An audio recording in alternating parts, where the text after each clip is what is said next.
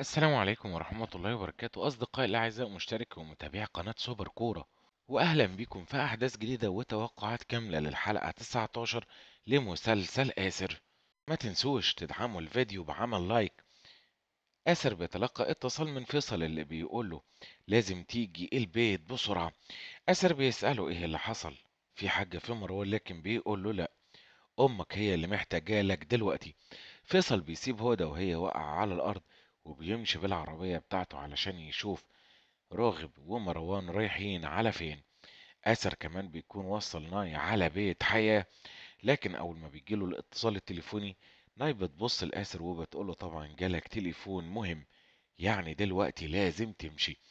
آسر بيقول لها بس اوعدك ان انا مش هتأخر عليكي، وبياخد العربية بتاعته وبيطلع على طول. هدى موجودة في البيت وخايفة جدا، لأن هي عارفة إن راغب إنسان مش سهل وممكن يأذي مروان بسهولة جدا. بتحاول إن هي تتصل بأمين، وفعلا بتجمع الرقم وبتتصل بيه. اللي بيسألها هدى في إيه، لكن قبل ما تتكلم بيكون آسر وصل البيت، وهنا بيدخل عليها وبينادي عليها بصوت واطي أمي. أمين بيسألها هدى في إيه، لكن هدى بتقول له أبدا مفيش شيء، هقول لك لما تيجي، بس دلوقتي على العموم مفيش حاجة مهمة، كمل الشغل اللي انت بتعمله.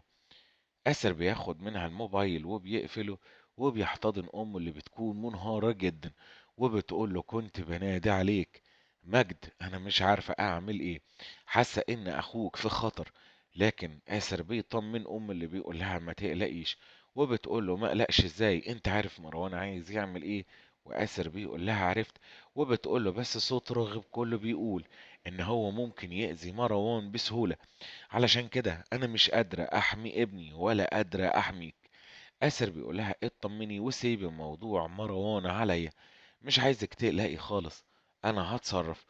وبيحتضن امه علشان يطمنها. هدى بتقول له ارجوك الحق مروان، اللي بيقول لها حاضر، وبيخرج على طول من البيت. وهنا بيتصل براغب اللي بيقول له انت فين. راغب بيرد عليه وبيقول له انا في البيت. وهنا آسر بيقول له لازم نتقابل وبسرعة، لان في حاجة مهمة جدا تخص الشغل، والناس انت عارف ان هي مش هتستنى، اعمال كتيرة جدا ما ينفعش ان هي تستنى. وراغب بيقول على العموم انا قدامي ساعة وتقدر تيجي على البيت. آسر بيطلع في الطريق، وطبعا فيصل موجود قدام بيت راغب علشان يراقب مروان ويعرف ايه اللي بيحصل. لكن مروان بيكون قاعد في قعدة سخنة جدا بين عزت وراغب وحياة، علشان فاكر ان هم اصدقاء اخوه اللي هيحطوا ايديه على الحقيقة. وبيبدأ يسألهم فين عزت، ليه ما حضرش، وراغب بيقوله علشان عنده شغل هيخلصها ويجي على طول. وبيكون عزت موجود في المخزن بتاعه بعد ما وصل لشخص من اللي أطلقوا الرصاص على صالة أمار راغب، وطبعا بيهدده ان هو هيموته لو ما قالوش هو بيشتغل لحساب مين. لكن هنا على طول بيبص لجابر وبيقوله اللي بشتغل لحسابه هيجيلك وهيحاسبك حساب شديد، وهتكون أول واحد يحاسبك. وهنا عزت بيتجنن عليه اللي بيقوله مين هو اللي هيحاسبني، وبيدي المسدس لجابر. وقبل جابر ما يضربه بالرصاص عزت بيقوله حظه ان النهارده جاي في يوم مشغولين فيه، اكسروا له كام ضلع وارموه في الشارع وخليه يوصل الرسالة دي. وبيروح عزت علشان ينضم لراغب وحياة. وهنا مروان بيسألهم وبيسأل حياة انت ليه موافقتيش على طلب الجواز اللي طلبه منك اخويا، مع انه جاي جدا في اليوم ده وهو متحمس. وهنا راغب بيغير جدا على مراته اللي بيقوله، لانها ما كانتش تعرف ان هو لسه بيشرب، كان مفهمها ان هو بطل شو، وطبعا لازم يكون متحمس.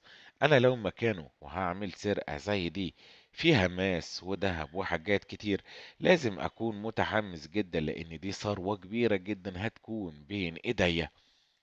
وبينضم ليهم عزت ومروان بيسألوا اخويا جاب المسدس منين. وعزت بيقول له انا سمعت ان هو بيتكلم عن مسدس لكن ما اعرفش. وهنا مروان بيبص لحياة وبيقول له يبقى معنى كده ممكن يكون في شخص تاني هو اللي ساعده واشترى له المسدس ده. وهنا القعدة كلها بيقدر راغب ان هو يسيطر عليها بأجوبة مقنعة جدا علشان يخلي مروان يقفل الأمر ده تماما. اللي بيقوله إن حياة بلغت عن أخوك لانها كانت خايفة جدا لان هو هددها ان هو هيقتلها لو جابت سيرة لحد. وموضوع اننا ما رحناش زيارة في السجن، انت نفسك كان بيقابلك اللي بيقوله لا وبيقوله ان مجدي كان رافض الزيارة تماما. لكن حياة بتقول لمروان انا رحت له مرة وشفته وشافني. وهنا راغب بيتضايق جدا، لكن بيقدر ان هو يسيطر على الامر وبيلم الموضوع مع مروان باجوبة مقنعة جدا. بيقوم مروان وهو متضايق ان هو مش قادر يوصل لاي حاجة، وراغب بيقول انا عارف ان الكلام اللي انت بتسمعه عن اخوك ده صعب، بس لازم تتقبله وتقفل الخبر ده بسرعة جدا. وبيطلع مروان وبيكون آسر وصل عند البيت اللي بينادي على اخوه، لكن بيرفض ان هو يسمعه. وبيدخل آسر لجوه. فيصل بيقول له انت رايح فين؟ انا حاسس ان الامر خطر دلوقتي. لكن آسر بيرد على فيصل وبيقول له الخطر الوحيد اللي موجود جوه البيت ده وهيكون موجود هو انا مش هما. وبيدخل على طول وبيعرض أوراق الشراكة على راغب وحياة، عشان يوقعوا على بنود العقد. وبيتكلم مع راغب اللي بيقوله 80% مني و20% منك، بس المهم ان انت هتدفع الأول مبلغ. لكن راغب بيرفض الأول، حياة بتشاور له وبتضغط عليه. وهنا على طول راغب بيوافق وبيمضي العقد. وبيجيله اتصال تليفوني من مروان اللي بيقول له مروان بينط في كل حفلة. وبيقول له مروان انت فين؟ وبيقول انا قاعد قدام السجن اللي كان موجود فيه اخويا. لكن رافضين ان هم يدخلوني، وقالوا ان المدير اللي كان موجود قبل كده لسه راجع جديد. علشان كده انا عايز اسأله شوية اسئلة. راغب بيقول له تمام، هشوف انا هعمل ايه وهبلغك على طول. وهنا بيطلب من عزت ان هو يروح لمروان السجن علشان يساعده. وآسر بيقول له ايه رأيك ان انت تاخدني معاك بما اننا بقينا شركاء، اتعرف بالمرة عليك ونكون مع بعض قريبين جدا.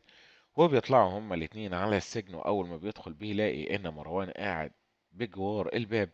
وهنا آسر بيفتكر على طول لما اخوه كان بيجيله زيارات وبيرفضوا كتير جدا من على البوابة، لكن بيصر. وبعد ما بيدخلوه بيكون جايب له الرسايل والنتيجة بتاعته في الصفوف التعليمية. لكن هنا آسر بيصرخ على اخوه وبيرفض ان هو يسمع، وبيقول له ما تجيش هنا تاني.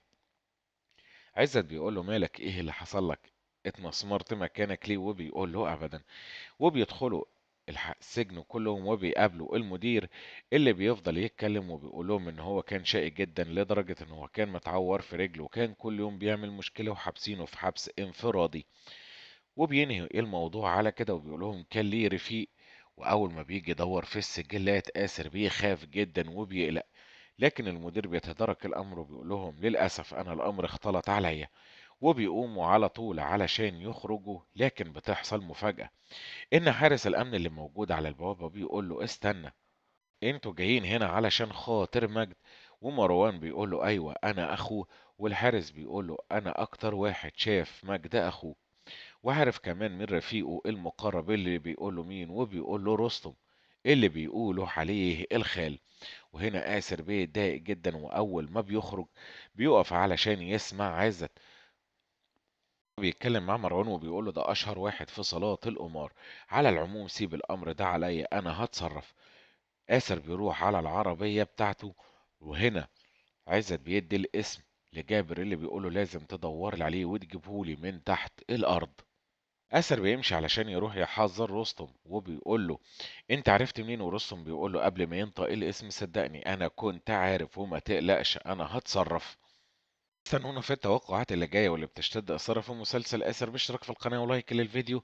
نشوفكم على خير والسلام عليكم ورحمه الله وبركاته.